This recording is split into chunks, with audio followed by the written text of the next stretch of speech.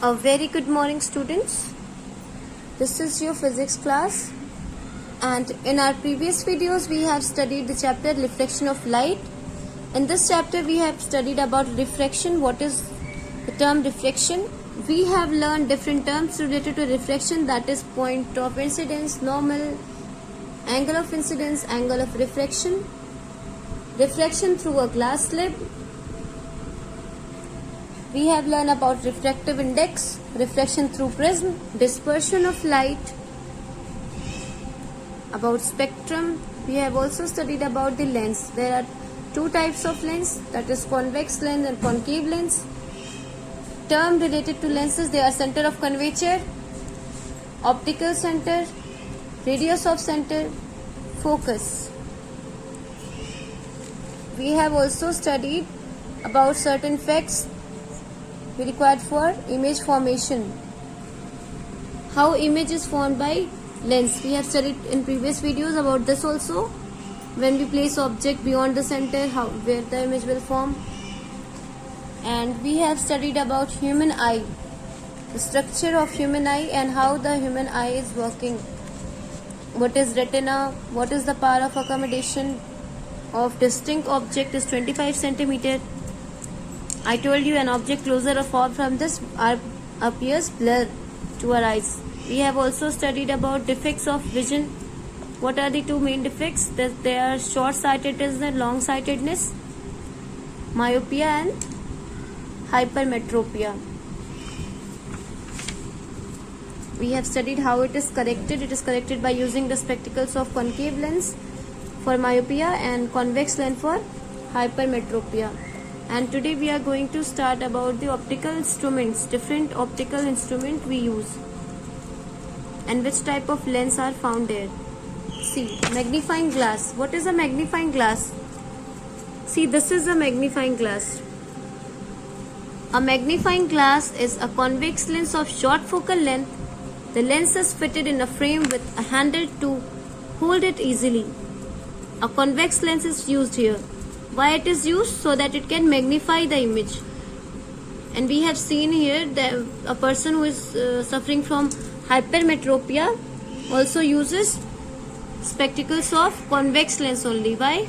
So that they can magnify the images. Magnifying glass are generally used by palmists and watchmakers. Watchmakers, because they have to magnify the screw, the smallest screw of the watches.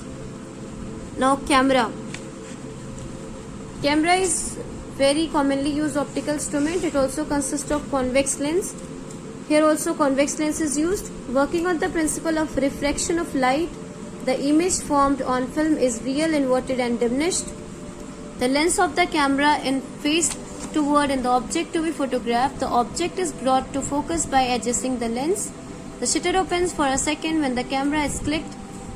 The light ray enters the lens and forms a real, inverted and diminished image and forms sensitive film. The film is finally developed to a negative and then printed.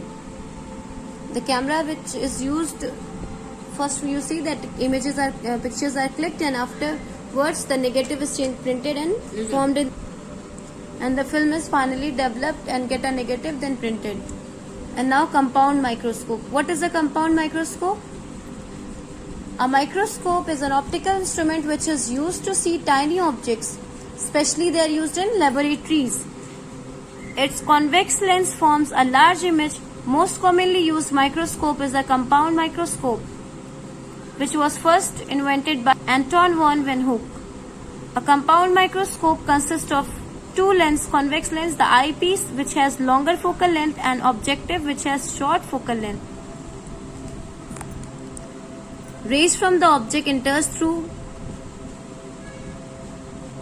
the objective lens. The objective lens forms a real, inverted and enlarged image of the object. This image acts as the object for eyepiece. The eyepiece lens magnify it to form a virtual image. A compound microscope is broadly used in laboratories. The compound microscope is used in laboratories because they magnify the tiny objects. Now telescope. What is a telescope? A telescope is a device which is used to get an enlarged view of distinct object. It consists of two convex lenses fitted in the extreme of an long blanket cylindrical tube. The objective lens are facing the object has large focal length value, while eyepiece lens facing the eye has short focal length.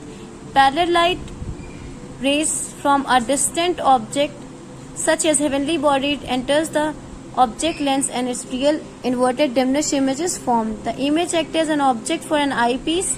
The eyepiece acts as a magnifying lens and projects a virtual image of a distant object. Where this is used, where telescopes are used, astronomers are terrestrial telescopes which consist of three lenses in order to observe large and erect image of distinct object. And what are the distant objects?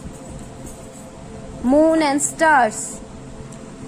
Telescopes are used to see heavenly bodies which are far from us. So students, in this just let us recall what we have studied in this chapter. We have studied bending of light rays as it passes from one medium to another medium is called refraction of light. Refraction occurs due to changes in speed of light rays while traveling from one medium to another. Prism is a triangular block of glass with three rectangular surfaces. Process of splitting of a white light into 7 colors is called as dispersion.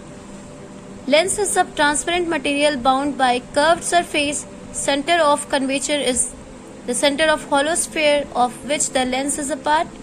Radius of curvature is the radius of hollow sphere of a glass from where lens is cut to make a lens. The straight line passing through the center of curvature and the pole of lens is called as principal axis. The image formed on the screen after refraction through a lens is called as real image.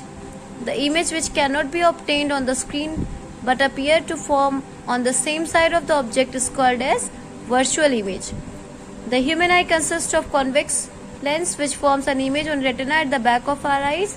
Magnifying glass is a convex lens of short focal length. Telescope consists of two convex lenses fitted at extremes of long blank cylindrical tube. So students, hope you understood this chapter, and if you have any doubt in any queries, you can ask me on WhatsApp. Your homework is you have to solve all the book exercises and mark your question answers in your book only. You will not write that in your copies, you will just mark the question answers in your book. Thank you.